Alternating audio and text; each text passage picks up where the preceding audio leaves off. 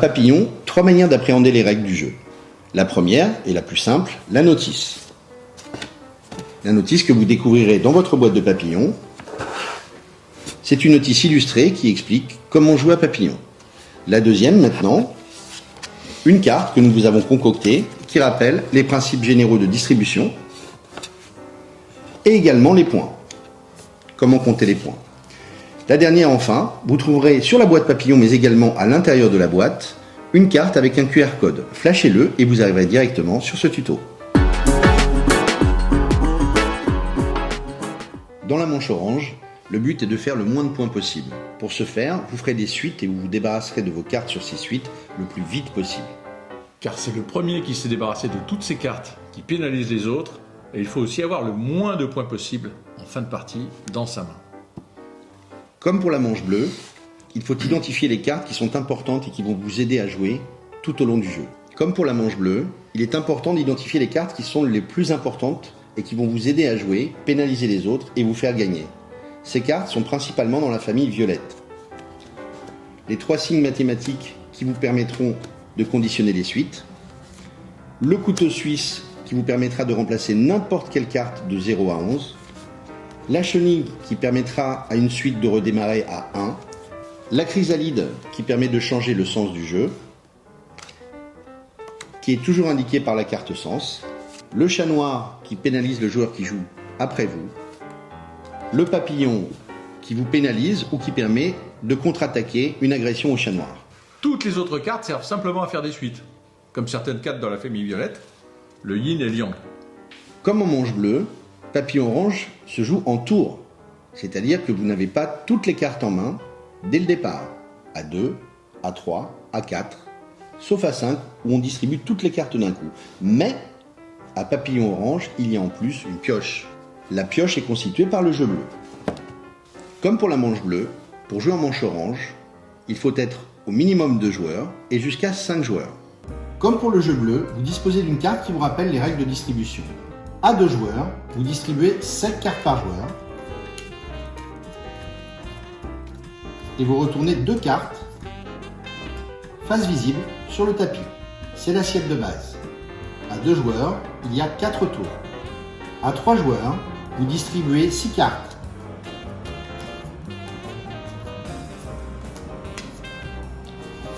Il y aura donc 3 tours.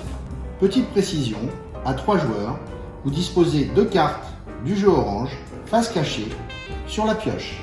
À 4 joueurs, vous distribuez 7 cartes à chaque joueur. Puis vous retournez 2 cartes pour constituer votre assiette de base.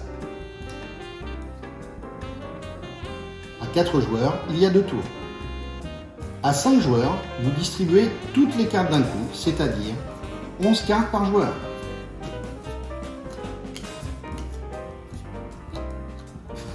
Puis, vous retournez les 2 cartes de l'assiette de base. Et enfin, vous mettez une carte face cachée sur votre pioche bleue. Quand c'est fait, chaque joueur lance les dés. Et c'est celui qui a obtenu le plus petit score qui va commencer à jouer à chaque tour et qui va indiquer le sens qu'il choisit à l'aide de la carte sens. À Papillon orange, vous pouvez jouer jusqu'à 2 cartes à la fois. Vous essaierez donc de vous débarrasser des cartes que vous avez en main sur des cartes qui sont présentes sur le tapis en constituant des suites. Le principe des suites à papillon est très simple. Vous pouvez toujours augmenter la valeur d'une carte au sol d'1 point ou de descendre d'1 point. Si un 5 est au sol et vous souhaitez faire une suite, vous pouvez mettre un 5 sur un 5, un 6 sur un 5 ou un 4 sur un 5.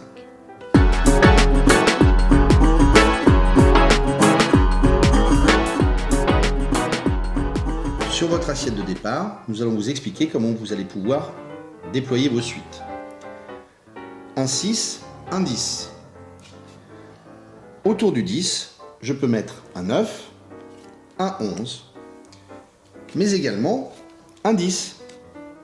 Ce 10, je peux le mettre pour déployer une suite, mais je peux également le mettre sur l'assiette de base et je pourrais le faire pendant tout le jeu. Sur le 6 ou autour du 6, je peux déployer une carte de même valeur, une carte d'une valeur supérieure de 1, une carte inférieure d'une valeur de 1. Le joueur suivant pourra lui également mettre une carte de même valeur, une carte inférieure de 1 ou une carte supérieure de 1. Concernant les atouts pouvoirs, puisque chaque chose est à sa place à Papillon, il y a un nid pour les atouts et ce nid se trouve ici. C'est l'emplacement réservé à 3 cartes. Le chat noir, le papillon, la chrysalide. D'autres cartes ont un pouvoir spécial et se positionnent sur les suites. Ainsi, le couteau suisse pourra se poser sur le 7 et je lui donnerai la valeur que je souhaite, à savoir un 7, un 6 ou un 8. La chenille me permet de remettre la colonne, la suite, à 1. Dorénavant, le joueur suivant partira de 1 et pourra mettre un 0, un 1 ou un 2. Petite précision sur le yin et le yang, qui ici ne sont pas des atouts pouvoirs, mais simplement des cartes qui valent 12. Pour finir, vous pourrez à n'importe quel moment du jeu mettre des cartes de même valeur faciale sur l'assiette de base. Enfin, les trois signes mathématiques vous permettront de conditionner les suites. Si je pose un plus ici, plus personne ne pourra redescendre sur cette suite. Le 5 est interdit. Seuls sont permis le 6 et le 7. Si au contraire je mets le signe moins, je pourrais mettre un 6, mettre un 5, mais plus de 7. La suite est obligée de descendre. Enfin, le signe multiplié ou divisé, au choix, contraindra la suite à se coller aux tables de multiplication et de division. Ainsi, mis à côté du 6, les possibilités offertes sont 12, 6, 3, 2, 1 et 0. Pourquoi ? Parce que tous ces chiffres figurent sur la table de multiplication du 6.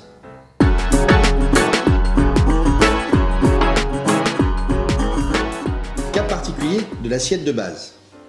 Il peut arriver que lorsque vous distribuez les cartes et que vous retournez les 2 cartes de l'assiette de base, un atout, une carte spéciale soit sur le tapis.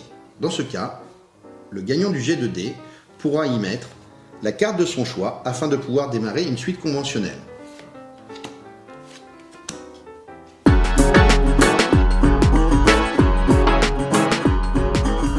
Les atouts pouvoir.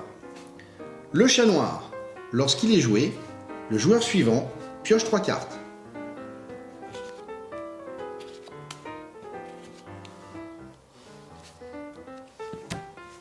La chrysalide. Une fois joué, le jeu change de sens. Le papillon. Une fois joué, c'est vous qui devez piocher 3 cartes. Cas particulier. J'agresse mon adversaire avec un chat noir. Je pioche 3 cartes. Ah, dans mes 3 cartes piochées, j'ai le papillon. Je peux jouer, donc je vais jouer le papillon. Je suis contraint de piocher 3 cartes. Tu peux jouer ? Non, je ne peux pas jouer car après un papillon, on ne peut pas jouer. Très bien. Je joue donc. Cas particulier papillon. J'attaque mon adversaire avec un chat noir. Il doit normalement piocher 3 cartes. Mais j'ai la chance d'avoir un papillon. Et je renverse l'attaque contre mon adversaire. je me vois contraint de piocher non pas 3 cartes, mais 6 cartes.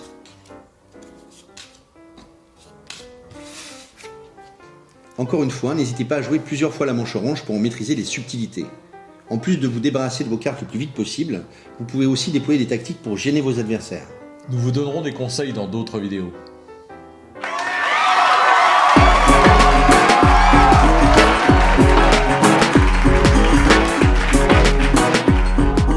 Pour commencer, le premier joueur va essayer de démarrer des suites avec l'assiette de base. Pour cela, il aura plusieurs possibilités. Il pourra mettre un 3 à côté du 2, car le décalage est de 1, il pourra mettre également un 4 sur le 3, car le décalage est de 1. Le premier joueur vient donc de démarrer une suite. Les positions des suites à papillon sont les suivantes. Elles sont perpendiculaires aux 2 cartes de l'assiette de base. Et moi je joue un 4 sur un 4 et un 3 à côté du 2. C'est à mon tour de jouer. Quelques possibilités s'offrent à moi. Je peux indifféremment poser mon 2 sur le 3 ou mon 2 sur le 2. Car à papillon orange, vous pouvez toujours poser des cartes sur l'assiette de base si tant est que celle-ci soit de même valeur. Et moi je joue mon 11 à côté du 11 et je joue un 3 sur le 4. Je redescends la suite de 1. Le jeu ne m'offre aucune possibilité de jouer. Je dois donc piocher une carte. Cette carte peut être mise sur le tapis. Je la joue dans la foulée. À mon tour de ne pas pouvoir jouer. Je pioche donc une carte sur le jeu bleu. Et je peux la jouer. Il s'agit d'un 10. Je la joue donc sur un 11. Vous avez compris. Vous déployez donc des suites sur 4 emplacements prédéfinis. Mais vous pouvez également, et je le rappelle, mettre des cartes de même valeur sur l'assiette de départ. Tu peux jouer? Non, je peux pas jouer. Tu pioches? Là, je pioche. Ah, je peux jouer. Et je peux jouer une deuxième carte de mon jeu. Et moi aussi, je peux jouer deux cartes identiques. On peut le faire. 2 9 au-dessus du 8. J'ai bientôt fini ma main. Dépêche-toi.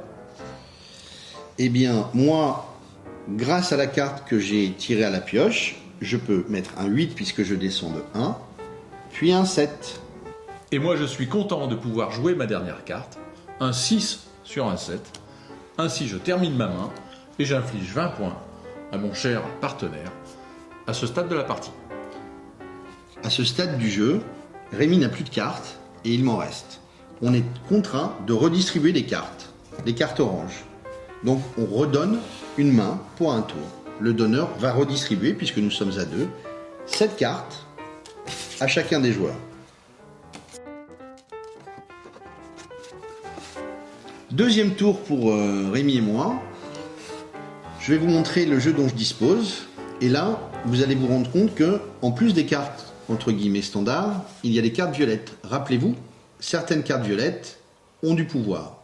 En l'occurrence, Rémi va commencer à jouer et je vais articuler ma stratégie de jeu en essayant de me servir au mieux de ces cartes pouvoir. Comme j'ai gagné au dé, c'est moi qui vais commencer à chaque tour, même si Rémi a gagné le tour précédent. Je vais donc m'efforcer de jeter un maximum de cartes et des cartes de la plus forte valeur possible pour m'en débarrasser le plus vite possible. Car Rémi, à ce stade du jeu, a 7 cartes. Et moi j'en ai 9, puisque j'en avais encore 2 quand Rémi a fini le tour précédent. Alors, plusieurs possibilités s'offrent à moi. Je vais toujours essayer de me débarrasser des cartes les plus importantes, avec la valeur faciale la plus élevée avant les autres. Donc ici, je vais faire un 7 et je vais faire un 8. Car je ne peux pas me débarrasser de mon 9. Alors moi, je vais essayer de contraindre un petit peu une des suites. Et je vais mettre pour ça un 7, puisque je peux descendre sur le 8. En revanche, je ne veux pas que Thierry puisse à nouveau descendre sur le 7. Donc je mets un plus à côté de cette suite, ce qui va contraindre la suite à augmenter. On ne pourra plus baisser de 1 sur cette suite-là. Rémi m'a bloqué car j'aurais bien aimé mettre mon 6 puis mon 5 sur cette suite. Me voilà contraint de repartir par ici, de mettre un 4, puis un 5. Et maintenant je joue un 8 sur le 7. Je le peux puisque j'augmente et que la suite est contrainte à la montée. Et puis je joue la chenille sur cette suite. La chenille a la propriété de faire redémarrer la suite à 1, quelle que soit la suite choisie. J'ai donc joué mes 2 cartes. Eh bien moi, plusieurs possibilités s'offrent à moi. Je vais jouer le 9 ici, puisque la suite est obligée et contrainte de monter. Et puis, je vais jouer le 6 ici. Toujours pareil, j'ai d'autres possibilités, mais je joue les cartes les plus élevées quand je le peux. Et moi, je vais tout simplement jouer un 5, puis un 4 sur le 6, puisque cette suite peut très bien descendre, elle n'est pas contrainte. À ce stade du jeu, je décide de bloquer la suite. Je mets donc un 0, j'ai le droit, je descends d'un cran, et je mets un moins. Et bien donc, vu que je n'ai que un 1, je ne vais plus pouvoir le jouer sur la suite 0, ce que j'envisageais. Je ne peux plus jouer, et je vais donc piocher une carte. J'ai pioché une carte qui ne me permet pas de jouer sur une des suites présentes. Eh bien, à mon tour de jouer, et je vais dire que cette carte est un 5. Le couteau suisse pouvant remplacer n'importe quelle carte de 0 à 11. Et je ne peux pas jouer autre chose, puisque comme Rémi, je ne peux pas mettre mon 1 sur le 0, car la seule carte qui est tolérée sur cette suite qui est conditionnée par le moins est un 0. Rien de neuf, je ne peux toujours pas jouer. Je pioche. Et je ne peux toujours pas jouer. Ah si, c'est un 5 tu as dit. Oui, c'est un 5. Ah, je peux jouer un 6. Et du coup, je vais pouvoir jouer aussi un 7. Je ne peux rien jouer, je pioche. Et je ne peux pas jouer, c'est à Rémi de jouer. Je pioche. Et je ne peux toujours rien faire. Rebelote. Et cette fois-ci, rien du tout. À toi, Rémi. Rien du tout. J'ai pioché le 2. Et je peux jouer le 2 sur l'origine de la suite, puisqu'on peut toujours jouer la même valeur sur la carte d'origine d'une suite. Je ne peux jouer qu'une carte. Je ne peux toujours pas jouer. À toi, Rémi. Rebelote, si j'ose dire. Je joue donc un 11 sur la carte d'origine de l'autre suite. Des autres suites. Eh bien, moi, je vais descendre cette suite. Je pioche. Et je vais pouvoir continuer la descente de cette suite. Je pioche. Encore un 1. À toi, Rémi. Je pioche aussi. Enfin, un 0 sur le 0. C'est tout ce que je peux faire. Je pioche. Idem. Je pioche à nouveau. J'ai la chance de pouvoir jouer un 11 sur le 11 d'origine. Un 10 sur un 9. Je pioche. Un 9 sur un 9. À toi, Rémi. Je pioche. Un 6 sur un 7. Eh bien, à moi de jouer. Je vais pouvoir jouer un 5. Et moi, je vais pouvoir jouer un 4 sur le 5. Eh bien, je vais pouvoir jouer 2-3. Eh bien, moi, je vais être obligé de piocher. Et je peux, dans la foulée, jouer le 11 sur le 10. Et voici venir le 12. Je pioche. Et... oh, chance, je peux jouer un 12 sur un 12.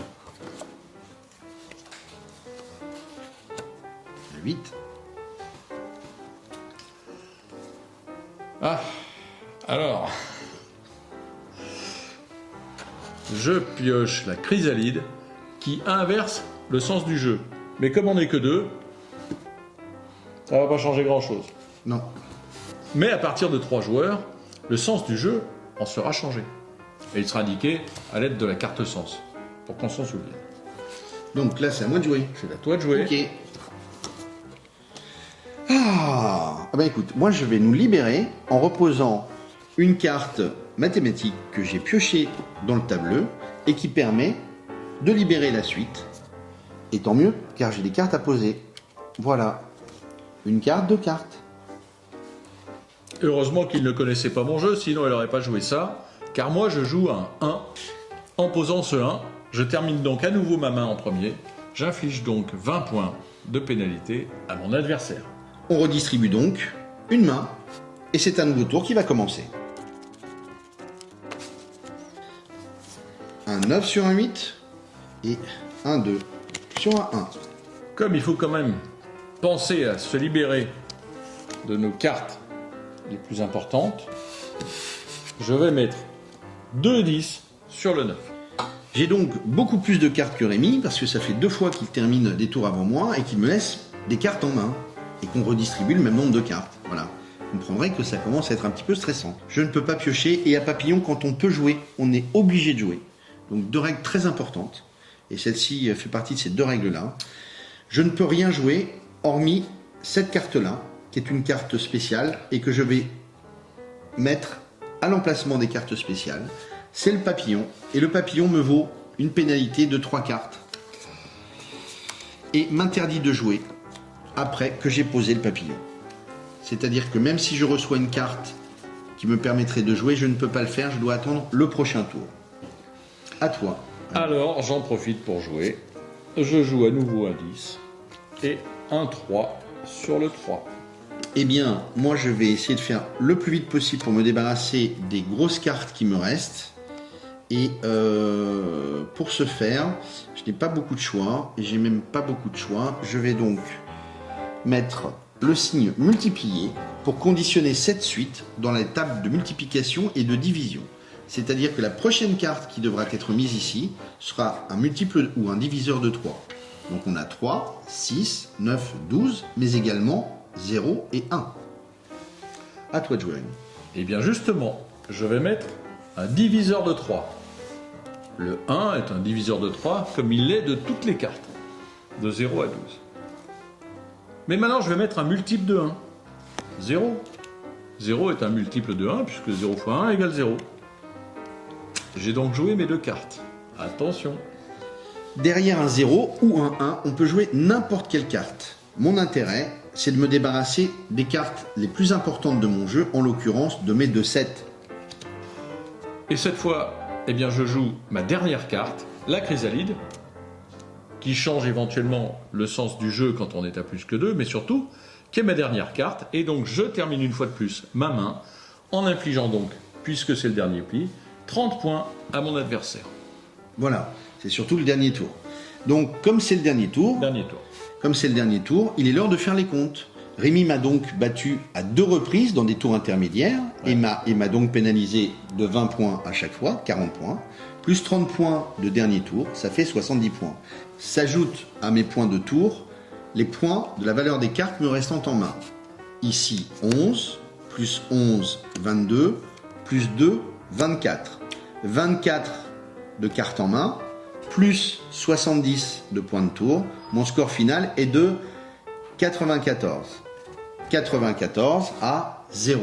Le but du jeu orange étant de faire le moins de points possible, vous avez compris qui a gagné. Comme d'hab.